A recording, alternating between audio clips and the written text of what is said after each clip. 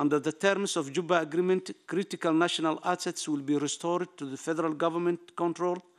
Our forces will be integrated into a united command and control, and we will work together to develop an inclusive, representative, and permanent authority for the people of that regions.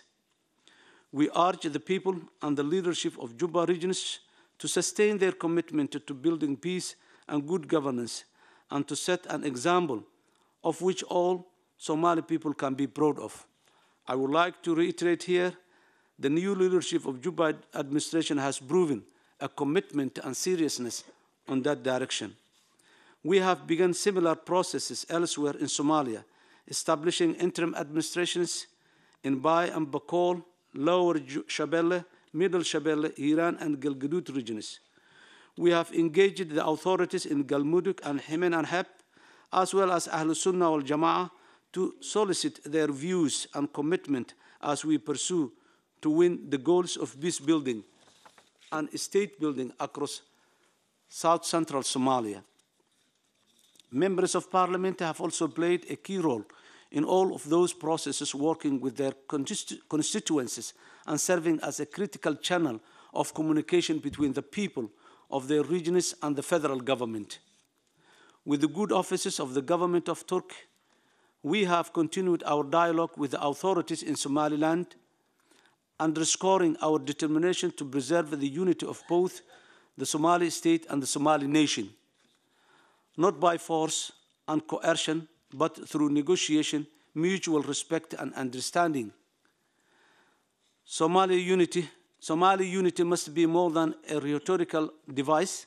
It must preserve and promote the dignity, equality, legitimate aspirations of all Somali citizens and in all parts of Somalia. By adhering to such principles, we are confident that our dialogue with Somaliland will not only continue, but will eventually bear fruits. These are major milestones, but enormous challenges still lie ahead, challenges that were clearly articulated by participants in the Vision 2016 conference convened earlier this month in Mogadishu, where some of the best minds in the country and from the Somali communities living abroad came together to offer their remarkable experience, insights, and expertise in charting the way forward for a stable Somalia. At another major gathering just last week in Mogadishu, respected Somali religious leaders from across the country announced their determination to a future free from intolerance and extremism that has taken root in recent years in Somalia. We welcome all such efforts, and the federal government of Somalia has been playing a facilitating role and accommodating role. And in order to build upon them, we ensure that during the course of daily struggle to rebuild our country, we do not lose sight of the longer-term challenges ahead. We are announcing the Vision 2016 initiative, a concerted effort under my leadership to complete the Constitution, establish the federal system, and prepare the ground for elections in 2016.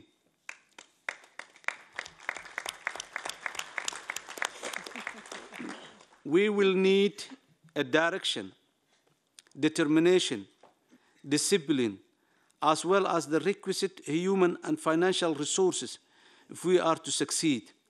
And as we roll out the concrete objectives and benchmarks for this initiative, we will be seeking the support of both the Somali people and the international community.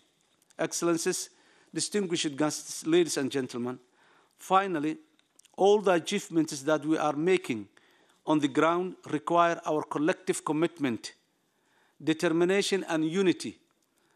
And I therefore would like to kindly request your generosity to help Somalia. And I am very confident that with our collective leadership and courage, we can continue this journey to a successful conclusion.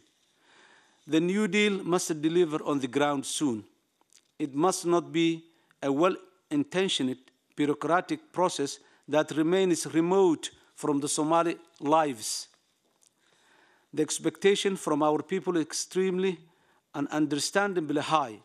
Somalis are looking forward, the international community, to emerge from the recovery to reconstruction and delivery support that makes a real difference to the lives of the ordinary citizens inside Somalia.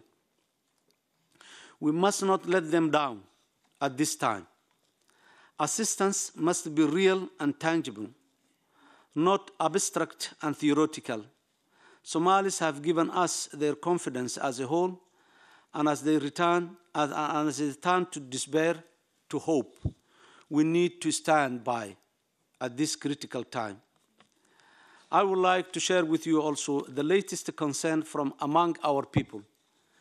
Somalia has been supported and has been stand with the support of its citizens outside the country, in particular the Somali diaspora scattered all over the world.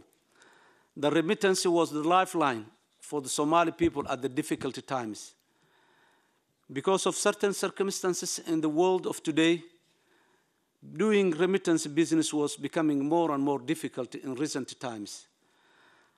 And now there are a lot of indications from different parts of the world, particularly the international banking system, that remittances to Somalia is not possible anymore in the near future.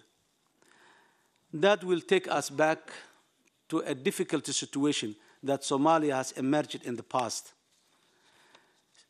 Closing that line of remittance and lacking that precious and important resources to the Somali families will only make Somalia more vulnerable to be on the difficult side, and this will strengthen the evil forces of Al-Shabaab and piracies to recruit many more youngs when they lose the hope from their own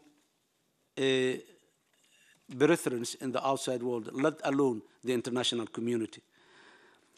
Ladies and gentlemen, let me end with an appeal to you all. Let us rally round to build Somalia together.